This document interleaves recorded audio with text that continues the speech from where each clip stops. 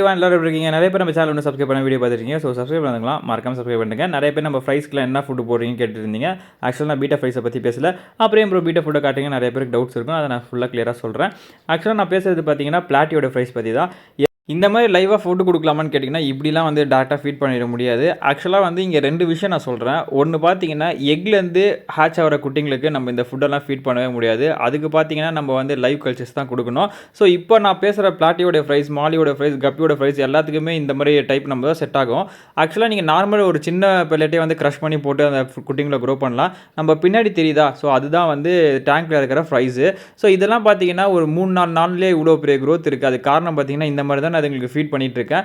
So இப்போ எதுக்கு bro இந்த வீடியோ அப்லோட் பண்ணுறதுன்னு பார்த்தீங்கன்னா, இது எல்லாருமே கேட்குற கொஸ்டின் பார்த்தீங்கன்னா, நீங்கள் என்ன ஃபுட்டை ஃபீட் பண்ணுறீங்க அப்படின்னு சொல்லிட்டு. இதுக்கு ஜென்ரலாக வந்து நான் ஃபுட்டு தான் ஃபீட் பண்ணுறேன். எந்த ஒரு லைஃப் ஃபீட்ஸுமே நான் அதுக்கு கொடுக்குறது இல்லை. ஆக்சுவலாக மாலியோட ஃப்ரைலாம் ரொம்ப ஈஸியாக க்ரோ பண்ணிடலாம். அது எங்களுக்கு தேவை வந்து நல்ல ஒரு ப்ரோட்டீன் சக்தியை கூட ஃபுட்டு தான். ஸோ அதுக்கு நான் யூஸ் பண்ண போகிற ஃபுட்டுங்க பார்த்தீங்கன்னா, ஆக்சுவலாக பீட்டாவோட ஆப்டிமம் பெல்லட்டை யூஸ் பண்ண போகிறேன். அதுக்கப்புறம் ஹேம்பர் நிறைய பேர் கேள்விப்பட்டிருப்பீங்க. அதுவும் ஃப்ளோரானோட ஃபுட்டு தான். அண்ட் எட்டப் இதுவும் ஃப்ளோரானோட ஃபுட்டு தான். இது வந்து பார்த்தீங்கன்னா இது 3த்தையும் வந்து க்ரஷ் பண்ணி தான் நம்ம வந்து ஃபீட் பண்ண போகிறோம். ஃபஸ்ட்டு ஆம்பரை க்ரஷ் பண்ணிவிடுவோம். அண்ட் மோரோவர் நான் எட்டப்புக்கு பதிலாக கொஞ்சம் ஒரு சேஞ்ச் பண்ணிக்கிட்டேன். ராயலோடைய ஃபுட்டு இருக்குது ஃப்ளோரா வந்து. ஸோ அதை தான் நான் இப்போ இங்கே க்ரஷ் பண்ண போகிறேன். ஸோ இது 3த்துலேயுமே வந்து பார்த்திங்கன்னா தேவையான ப்ரோட்டீன் வந்து கரெக்டாக குட்டிங்களுக்கு போய் சேர்ந்துடும். அதை கரெக்டாக நம்ம பண்ணதான் போதும். இந்த குட்டிங்களை வந்து க்ரோ பண்ணுறது ரொம்பவே ஒரு ஈஸியான ஒரு மெத்தடில் நம்ம போயிடலாம். ஸோ இது ஆப்டிமம் பீட்டா ஃபுட்டு உங்கள் எல்லாருக்குமே தெரியும். நம்ம இதுதான் எல்லாத்துக்குமே எல்லா பீட்டாக்குமே கொடுக்குறோம். இன்னி வரைக்கும் வந்து பார்த்திங்கன்னா இந்த ஃபுட்டை தான் நான் ஃபீட் பண்ணிகிட்ருக்கேன். எந்த ஒரு பீட்டாவுமே வந்து லிவர் டேமேஜ் ஆகி செத்து போடுறதோ இந்த மாதிரி வேண்டாத டிசீஸ் வர பிரச்சனையோ கிடையவே கிடையாது. ஸோ இன்னி வரைக்கும் வந்து எல்லா பீட்டாவும் நல்லா சூப்பராகவே க்ரோ ஆகிட்டுருக்கு. அண்ட் வந்து நீங்கள் லைவ் ஃபீல்டு போடும் போது நீங்கள் வந்து கொஞ்சம் பார்த்து தான் உஷாராக போடணும். இந்த மாதிரி வார்ம்ஸ் வெளியேருந்து வாங்கிட்டு வந்து பீட்டாங்களுக்கு ஃபீட் பண்ணும் போது அவாய்ட் பண்ணிவிடுங்க அதை.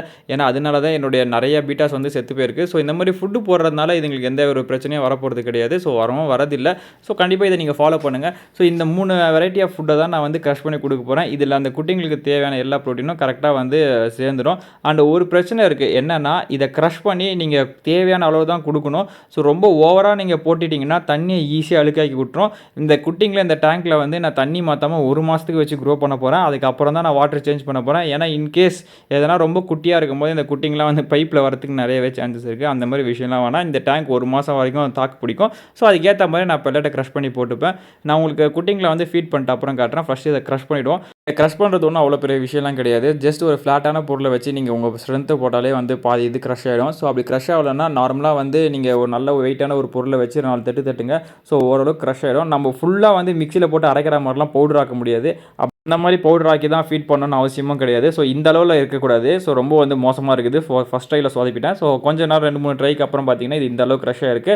ஜஸ்ட் நான் எந்த ஒரு இதுவுமே பண்ணல. வெயிட்டை வச்சு தட்டி தட்டி தான் இந்த மாதிரி க்ரஷ் பண்ணியிருக்கேன். இதில் பாதி ஃபுட்டு வந்து க்ரஷ் ஆகாமல் தான் இருக்கும். நம்ம க்ரஷ் ஆன வரைக்கும் போதும். நம்ம விரலில் இப்படி தொட்டால் இந்த மாதிரி வந்து பவுடரியாக இருக்கணும். ஸோ இந்த மாதிரி பவுடராக இருந்தாலே போதும். இதுக்கு மேலே வந்து ரொம்ப பவுடர் ஆக்கிட்டோன்னு வச்சுக்கோங்களேன், கொஞ்சம் குட்டி வளர வளர அதுங்க அதை இன்டேக் பண்ணுறது நிறுத்திடும். ஆக்சுவலாக நம்ம போடுறது அந்த குட்டிங்களுக்கு கண்ணுக்கு தெரியணும். ஸோ அது கீழே இறங்கும். கொஞ்சம் வெயிட் இருந்தால் தான் அந்த ஃபுட்டெல்லாம் கீழே இறங்கும். ஸோ மேலே மட்டுமே தங்கிடுச்சுன்னா கண்டிப்பாக குட்டிங்களால் அது இன்டேக் பண்ண முடியாது. ஸோ ஓரளவுக்கு வந்து ரொம்ப பவுடர் ஆகாமல் ஓரளவுக்கு இருந்தாலே போதும். அதுக்கு நீங்கள் தட்டி நொறுக்கிறது தான் கரெக்டான ப்ரொசீஜர். ஸோ இந்த மாதிரி நொறுக்கிட்ட அப்புறம் இந்த மாதிரி நான் ஃபீட் பண்ணுறேன் பார்த்தீங்களா.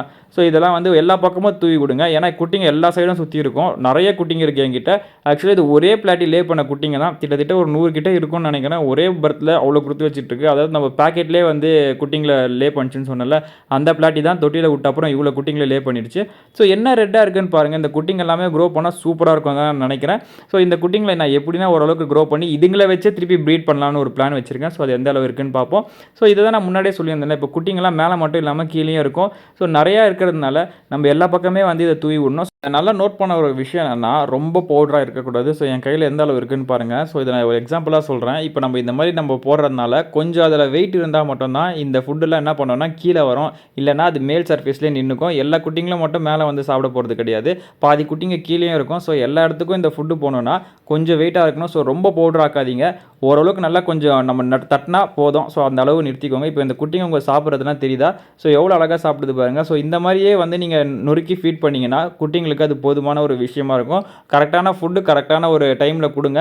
கண்டிப்பாக குட்டிங்களோட க்ரோத் ரிசல்ட் தான் சூப்பராகவே இருக்கும். ஸோ எல்லா குட்டிங்களும் பாருங்கள் எப்படி சாப்பிடுதுன்னு சொல்லிட்டு.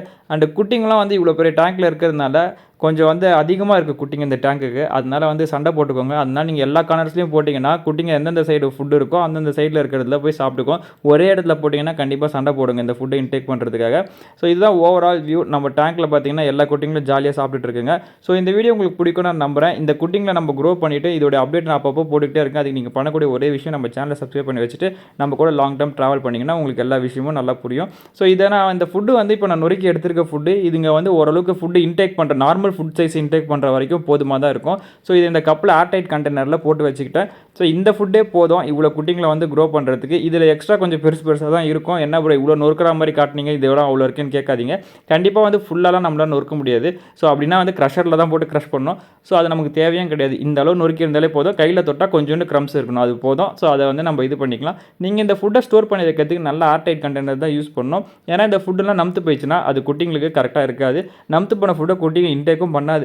ஸோ அதனால் வந்து நீங்கள் கிளியரான ஒரு நல்ல ஃபுட்டை நீங்கள் கொடுத்தீங்கன்னா போதும் குட்டிங்களுக்கு. அவ்வளோதான் கைஸ், இந்த வீடியோவில் நான் சொல்ல வேண்டியதெல்லாம் சொல்லிட்டேன். இந்த வீடியோ பிடிச்சிருந்தா மறக்காம உங்கள் ஃப்ரெண்ட்ஸுக்கு ஷேர் பண்ணி விடுங்க. நம்ம சேனலை சப்ஸ்கிரைப் பண்ணாதவங்க மறக்காம சப்ஸ்கிரைப் பண்ணுங்கள். வேறு ஒரு நல்ல கண்டென்ட்டாக உங்களை வந்து மீட் பண்ணுறேன். அது வரைக்கும் என்ன டவுட்ஸ் இருந்தால் நீங்கள் வழக்கம் போல் கமெண்ட்ஸில் கேளுங்க. நான் முடிஞ்ச அளவுக்கு கிளியர் பண்ணுறேன். Thank you friends.